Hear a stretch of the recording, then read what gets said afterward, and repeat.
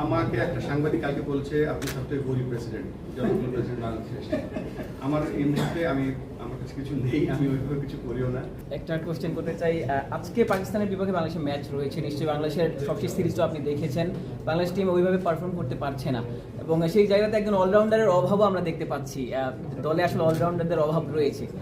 সাকিব আল হাসানের অভাব আপনি বোধ করেন কিনা, কিংবা সাকিবের এই মুহূর্তে সব দিক বিবেচনা করে আসলে বাংলাদেশ টিমে খেলাটাও আপনি দেখেন কিনা, তার ভবিষ্যৎ নিয়ে আপনি আসলে কি চিন্তা করছেন?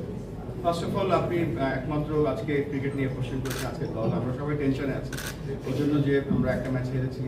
আজকে ম্যাচটা খুব গুরুত্বপূর্ণ আমাদের জন্য এবং আমাদের এই জানেন যে টি-20 আমাদের একটা সিলেকশন টিম আছে, এই টি-20 টিমে বেশ কিছু অলরাউন্ডার অলরেডি আছে।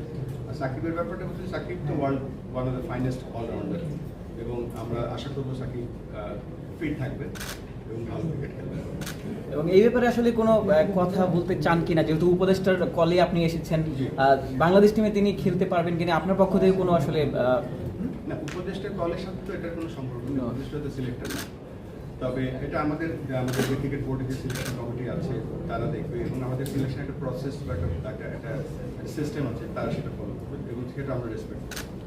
যেসব জায়গায় অথবা যেসব ইনস্টিটিউশনে ইনস্ট্যান্ট কিছু ব্যাংক ট্রান্সফার হয়েছিল, পোস্ট ফ্যাক্টর অ্যাপ্রুভাল নিয়েছিল, শুরু থেকে নেওয়া হয় নাই, বোর্ডকে শুরুতে জানানো হয় নাই, মহাসচিব এটা জানিয়েছেন। সেই জায়গাগুলো থেকে বাংলাদেশ ক্রিকেট বোর্ডের এই আমানতটা আপনারা সিকিউর করার চেষ্টা করবেন কিনা ভালো জায়গায়, এটা আমার এক নম্বর। আচ্ছা, এক নম্বরের প্রশ্নটার উত্তর দেই আমি।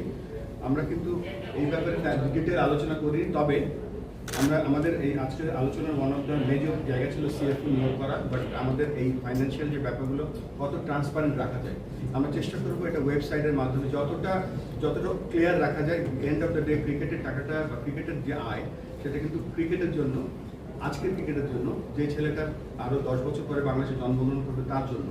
সো অবশ্যই এই টাকা এই যে ফান্ডগুলো আছে সেগুলো কীভাবে আমরা আরও বেটারভাবে এবং বেটার ওয়েতে আমরা ইউজ করতে পারি বা আমরা এমন একটা জায়গায় এটা ব্যবহার করতে চাই বা আমরা কন্টিনিউ করতে চাই বা আপনি বলতে পারেন যে আমরা আরও জানতে চাই, তখন আমরা এটা নিয়ে কাজ করতে পারবো। তারপর এন্ড অফ দ্য ডে অবশ্যই আমরা এটা রিইনভেস্টিগেট করবো।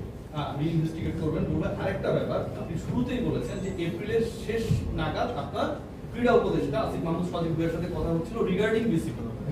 আপনি আপনার বক্তব্যের মিডলে এসে বলেছেন যে এখানটায় অনেক ভুয়া নিউজ করা হয়েছে অনেক জায়গা থেকে, যেখানটায় আপনি সিইও হয়ে আসবেন, 12 লাখ টাকা নেবেন, এই সমস্ত আজে বাজে নিউজ হয়েছে অনেক জায়গা থেকে মিসকোট করে আপনাকে নিয়ে। তার মানে সিইও হওয়ার জন্য আপনার সাথে নিশ্চয়ই আসিফ মাহমুদ সজীব ভুইয়া এপ্রিলের শেষ সপ্তাহে কথা হচ্ছিল না?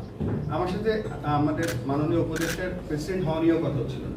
আমাকে বলেছিল আপনি বাংলাদেশ ক্রিকেটের জন্য কাজ করতে চান কিনা, আমি এক বাক্যে হ্যাঁ বলে দিয়েছিলাম। আমি কিন্তু এখানে প্রেসিডেন্ট হওয়ার জন্য আসিনি, তো এটা পরিক্রমার মাধ্যমে আপনি বলেছেন আগে হয়ে গিয়েছে।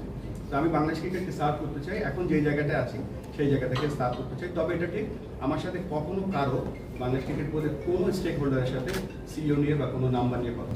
আমাকে একটা সাংবাদিক কালকে বলছে আপনি সবথেকে গরিব প্রেসিডেন্ট, জনপ্রিয় প্রেসিডেন্ট বাংলাদেশের। আমার এই মুহূর্তে আমার কাছে কিছু নেই, আমি ওইভাবে কিছু করিও না। I try to live a very simple life এবং চেষ্টা করবো যে কাজটা সেই কাজটা ফোকাস করার জন্য, not to do other things. Thank you.